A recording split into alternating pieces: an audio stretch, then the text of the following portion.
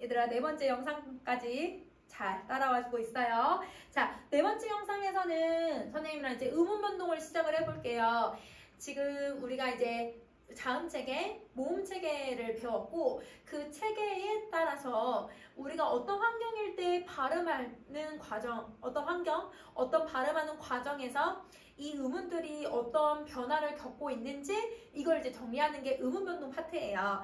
의문 변동은 여러분 우리 이제 수능에서는 무조건 한 문제 꼭 나오죠. 이거는 필수적으로 여러분이 암기를 해야 되는 부분이에요. 그래서 의문 변동에서 가장 기본적인 틀을 정리 한번 해보도록 합시다. 자, 여러분 의문 변동의 종류는 총 4가지가 있어요. 우리가 이제 1학년 때도 여러분이 다 배워서 알고는 있지만 그래도 교체, 탈락, 축약, 그 다음에 첨가라고 하는 개념인데요. 여러분 교체는 다른 애로 바뀌어요. 그래서 요즘은 요거를 뭐라고도 문제를 내냐면 대치된다라고 하는 개념으로 설명을 하기도 해요. 그래서 하나가 다른 의문으로 바뀌는 거예요. 그러면 그런 양상이 여기다가 정리 한번 해보면 A라고 하는 이 의문이 B라고 하는 의문으로 바뀌는 거예요. 어떤 다른 여러분 조건일 때, 어떤 하나의 어떤 환경일 때 이러면 A가 그냥 B로 바뀌는 경우도 있고요. 아니면 A하고 B가 만났을 때 두 의문이 만나는 과정에서 하나가 영향을 주든 아니면 A가 B에게 영향을 주든 그렇게 해서 A가 이렇게 바뀌는 경우도 있고요. 그러니까 쉽게 말하면 A가 영향을 줘서 A로 바뀌는 경우도 있고요. 그 다음에 B가 영향을 줘서 B로 바뀌는 양상이 생기기도 해요. 그래서 기본적으로 교체라고 하는 개념은 이런 양상을 가지고 있다라고 생각해 주시면 됩니다. 자, 그러면 탈락이라는 건 없어지는 거예요. 그러면 A라고 하는 환경과 B라고 하는 환경이 딱 만났을 때 이 환경에서 A만 남아있던지 아니면 B만 남아있으면 이걸 우리는 탈락이라고 부르는 거죠. 그러니까 두 개가 만났을 때 하나가 사라지는 것을 얘기를 해요. 자, 첨가는 새로 생기는 개념이라고 되어 있어서 A하고 B라고 하는 환경이 만났을 때 A와 B에는 절대 연관성이 아무런 변화가 없어요. 아무런 변화가 없지만 여기에 C라고 하는 의문이 들어가 버리면 두 개의 의문이 3개가 되어서 나타나고 있기 때문에 이런 경우는 우리가 추가되었다, 첨가되었다라고 하는 개념으로 설명을 할 수가 있는 거죠. 자, 그럼 마지막 두 의문이 하나로 합쳐질 거예요. 여러분 합쳐지다 보니까 우리 여러분 합쳐지면 여러분 자 노란색하고 파란색이 합쳐지면 무슨 색으로 변해요? 초록색이라고 하는 새로운 색깔로 나오게 되잖아요. 그래서 C라고 하는 새로운 의문으로 만들어지는 것이 바로 우리는 축약의 개념이다 라고 생각해 주시면 됩니다. 자, 그러면 여러분 우리 선생님 날개에다가 뭐라고 정리해놨냐면 여러분 날개 이렇게 정리해놨어요. 지금 보시면 날개에 동화라고 하는 개념이 들어가 있어요. 동화는 한쪽의 의문이 다른 쪽의 의문의 성질을 닮아가는 현상인데요. 이 동화는 교체에 들어가는 개념이에요. 그래서 여러분 동화를 따로 생각하려고 하지 말고 동화는 기본적으로 교체 현상에 들어가는 개념이다. 이렇게 생각해 주시면 돼요. 자, 그러면 우리 음절의 끝소리 규칙 한번 시작을 해볼게요.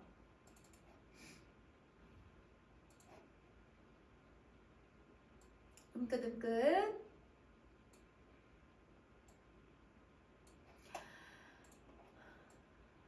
자, 선생님이 의문 변동을 이제 설명을 하면서 어떤 식으로 여러분 의문 변동을 정리를 하실 수 있어야 되냐면 자, 아까 의문 변동이 음절이랑 연결해서 문제가 나온다고 했잖아요. 음절은 소리의 덩어리고요. 그 소리가 나타나는 현상, 소리가 얘들아 발음되는 현상에서 그게 환경에 따라서 의문 변동이 일어나는 거예요. 그러니까 즉 발음이 되는 그 덩어리의 음절을 발음하는 과정에서 여러분 우리는 의문 변동을 겪을 수가 있는 거다. 그러면 여러분 이 발음을 하는 거는 여러분 음절이라고 했고 표기하는 방식이 있다고 했잖아요. 그러면 여러분 무조건 의문 변동의 개념은 발음의 여부와 표기의 여부를 각각 구분하실 수 있어야 돼요. 그러면 의문 변동들 중에서는 발음을 인정하는 경우도 있고 어떤 의문 변동은 발음하고 표기를 둘 다 인정하는 경우도 있어요. 그래서 그거를 각각 나누어서 정리를 해주셔야 합니다. 자, 우선 음절 끝소리 규칙부터 한번 시작을 해볼 건데요. 여러분 음끝이라고 하는 줄여서 얘기하기도 해서 선생님은 좀 효율성을 위해 여러분 음끝이라고 좀 줄여서 얘기해 보도록 할게요.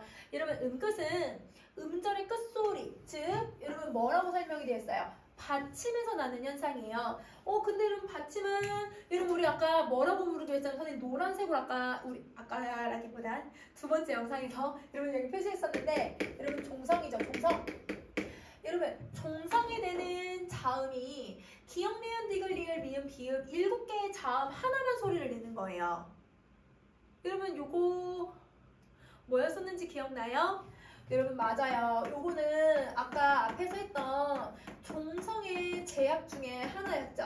종성의 제약은 여러분 최대 하나만 발음할 수가 있는데 그 발음되는 기준이 기역, 니은, 디귿, 리을, 미음, 비읍, 이응만 발음할 수 있다. 이걸 얘기를 했었잖아요. 그래서 종성의 제약 때문에 나타나는 음운 변동이다라고 하는 개념을 설명해 놓고 있는 거예요. 그러면 이 경우는 여러분 발음을 인정하고요. 표기는 인정하지 않아요. 그래서 여러분 우리 아무리 이제 박이라고 하는 이걸 발음을 했을 때 박이라고 해서 우리 기억으로 발음을 하잖아요. 그러면 이 경우가 여러분 표기를 선생님이 지금 정리해 놓은 거고 뒤에 후자에 정리해 놓은 게 발음을 써놓은 거잖아요. 그러면 표기하고 발음이 절대 같지 않은 거예요. 그러면 이때 우리는 기억으로 여러분 소리를 내야 되기 때문에 여러분 이걸 표기로 정리하지 않죠. 그래서 표기 인정하지 않고 그렇지만 이렇게 발음하는 건 우리는 이제 표준 발음법으로 인정은 하고 있다. 이렇게 생각해 주시면 되는 거예요.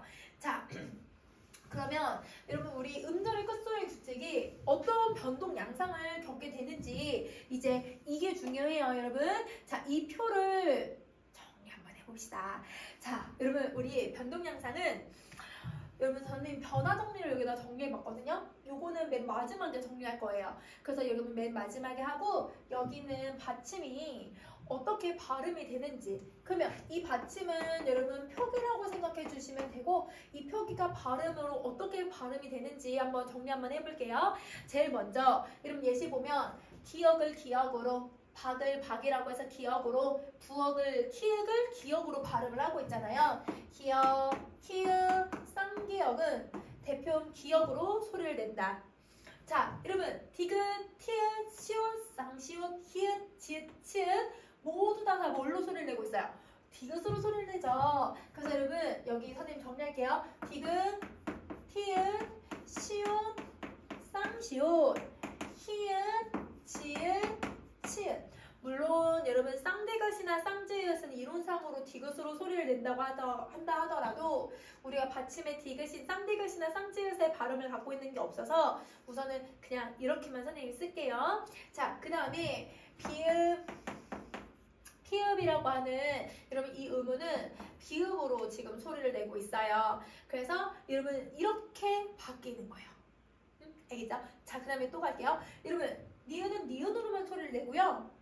리을, 미음, 이음 보시면 얘는 발음과 표기가 일치해요. 그래서 여러분 니은은 니은으로, 리을을 리을로, 미음은 미음으로, 그 다음에 이응은 이응으로 소리를 내더라.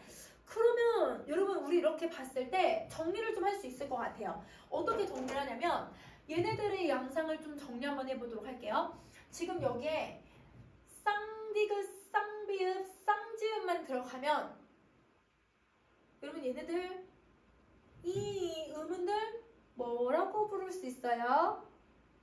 앞에서 했어. 우리 자음책에 여러분 영상 세 번째 거에서 했어. 뭐라고 해야 돼 얘들아? 그렇지. 요거는 여러분 뭐라고 해야 되냐면 기본적으로 안올림 소리예요. 안올림 소리들이 김덕배라고 하는 기역 디귿 비읍으로 소리를 내고 있는 거예요. 그래서 여러분 첫 번째 안올림 소리들은 여러분 대표음으로 교체가 되는 거예요. 그래서 이게 교체가 되는 양상이다. 안올림 소리가 대표음으로 교체가 된다.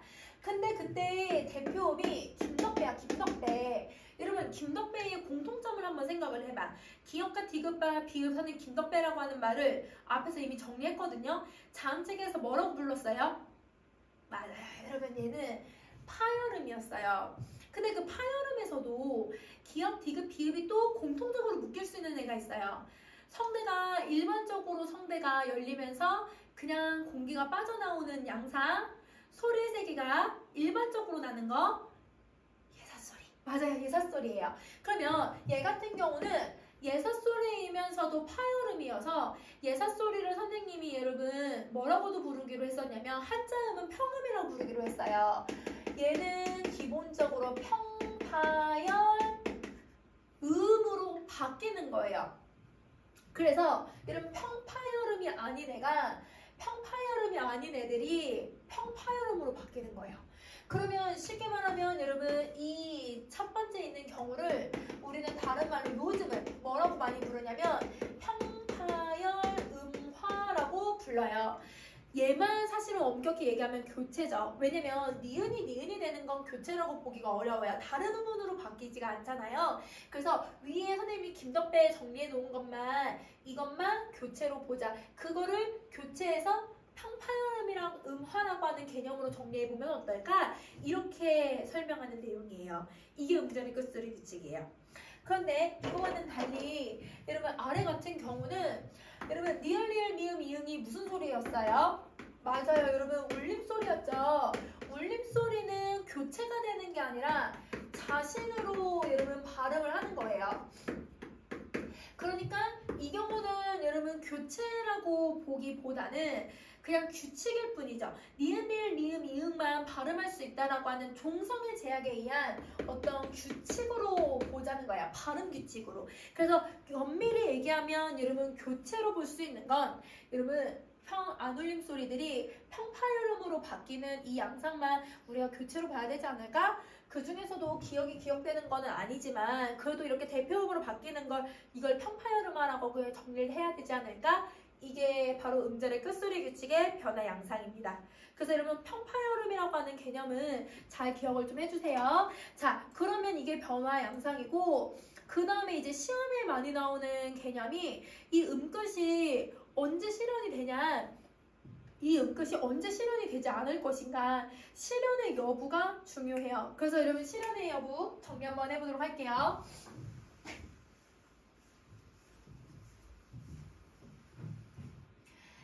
자, 여러분 우선은 한 음절로 되어 있는 경우는 받침에 여러분 누가 들어가냐면 그냥 일반적인 받침들, 즉 헛받침. 여러분 헛받침이 뭐예요? 우리 이제 기역, 키읔, 뭐 티귿 아니면 쌍디귿 이런 애들 있잖아요. 미안해, 쌍디귿 아니죠. 여러분 티귿, 그 다음에 시옷 이런 애들, 이런 여러분 받침이 들어가 있는 걸 헛받침이라고 하고요. 그 다음에 쌍받침도 있죠. 쌍디귿, 뭐 얘들아 쌍비읍, 쌍기역, 쌍시옷 이런 애들, 이런 쌍자음과 헛받침이 한 음절로 들어갔을 때는 여러분 이렇게 꼭 치읓이라고 하는 헛받침이 여러분 디귿으로 바뀌고 있어요. 혹은 여러분 우리가 아까 앞에서 봤던 쌍기역이라고 하는 여러분 쌍받침이 여러분 박이라고 해서 하나의 대표음으로 바뀌고 있잖아요. 한 음절에서 받침으로 나타날 때는 무조건 교체가 일어나요. 그래서 여기는 변화 여부가 여러분 교체가 무조건 일어나는 양상이다, 이렇게 생각을 해주셔야죠. 한 음절이고 여러분 이게 받침일 때는. 근데 이제 이음절인 경우는 뒤에 어떤 환경적인 요인이 생기는 거예요. 환경적인 요인이 어떤 거냐면 여러분 선생님이 겹받침이라고 써놨, 선생님 알잖아 얘들아. 겹받침 아니고 받침. 얘들아 이거 받침 지워줘야 돼. 자, 여러분 받침 뒤에, 즉 헛받침과 쌍받침 뒤에 자음이 오는 거예요. 그래서 치읓이라고 하는 애 뒤에 디귿이라고 하는 자음이 오니까 디귿으로 바뀌는 거야. 이렇게 바뀌는 거야. 그 다음에 만약에 여러분 우리 옷이 있고 옷에다가 여러분 옷 뒤에 선생님이 장을 붙여볼게. 의미를 가지고 있는 애도 한번 붙여볼게. 그러면 여러분 얘는 옷장이라고 해서 여러분 지금 시옷이 디귿으로 바뀌고 있잖아요. 그러면 이 경우도 무조건 여러분 교체가 일어나는 양상이 되는 거예요. 알겠죠? 자, 그 다음에 여러분 받침이야. 받침, 받침. 여러분 받침 뒤에 모음으로 시작하는 누가 오냐면요, 실질 형태의 소가 오는 거예요. 자, 자, 여러분 실질형태소라고 하는 개념은 아래 다 정리해 놓기는 했는데 기본적으로 실질형태소는 실질적인 의미를 가지고 있는 거예요. 우리가 일상에서 의미가 통용이 되는 그런 단어들을 실질형태소라고 하는데요. 위 의미 있죠? 업의 의미 있잖아요. 그래서 여러분 치읓 받침 뒤에 위가 오면 우선은 여러분 치읓이 디귿으로 바뀌는 거예요. 음끝 일어나죠? 그리고 나서 여러분 초성에 소리 내야 못 내요? 소리를 낼 수가 없는 음운이잖아요. 그러니까 이 디귿이 자리가 비어 있으니까 비어 있는 자리로 뒤로 넘어가는 거예요. 이런 현상을 얘를 연음이라고 부르래요. 뒤에 이 받침을 여러분 아래로 내려서 적는다라고 하는 적는 게 아니라 내려서 발음한다라고 해가지고 연음이라고 부르는 거예요. 그러면 여러분 치읓이 디귿으로 바뀌었기 때문에 교체가 먼저 일어났죠. 즉 음끝이 일어났죠. 음끝이 일어나고 나서 연음 현상이 일어나는 게 바로 실질형태소가 왔을 때 음끝 교체 일어나는 거예요. 알겠죠? 자, 그 다음에 마지막 이런 받침이에요. 받침. 이 받침에 모음으로 시작하는 형식형태소가 오는 거예요. 여러분 형식형태소 같은 경우는 문법적 의미만 가지고 있어요. 실질적인 의미는 아니에요. 근데 선생님 얘들아 실질적 의미가 없으니까 의미가 없다라고 기억하시면 안 돼요. 왜냐면 형태소는 선생님이 아까 앞에서도 했고 앞에 영상에서도 얘기했잖아요. 무조건 의미를 가지고 있는 최소의 단위라고. 그래서 문법적 의미만 가지고 있는 애라서 얘가 여기 들어가는 게 접사, 어미, 조사가 여기 들어가요. 그러니까 지금 치읓 뒤에 이라고 하는 조사가 왔을 때 얘를 어떻게 소리를 내냐면 꽃이라고 발음하지 않고 꽃이라고 발음을 하는 거예요. 왜냐면 이때 이응은 의문이 아니니까 의문이 없는 자리로 치읓이 내려서 발음을 한다고 했죠. 내려서 발음을 해서 연음만 일어나는 거예요. 그러면 이 경우는 절대 여러분 교체가 일어나는 게 아니라 얘는 교체 일어나지 않은 상태에서 연음이 일어난다라고 생각해 주시면 됩니다. 자, 여러분 음절의 끝소리 규칙이 일어나는 조건은 요 세 가지만 의문의 변동이 일어나는 경우고요. 그 다음 마지막 얘는 의문의 변동이 일어나지 않아요. 연음은 여러분 의문 변동이 아니고 발음을 하는 그냥 양상이기 때문에 발음 의문 변동이 아니다. 요 세 가지만 교체, 즉 음절의 끝소리 규칙이 일어나는 양상이다 라고 생각을 해주시면 좋겠습니다. 자, 그러면 이제 이번 주 1주차에 5번째 영상 남아있어요. 여러분 5번째 영상까지 우리 열심히 달려볼 거니까 여러분 우리 잠깐 멈추고 5번째 영상으로 다시 만나요.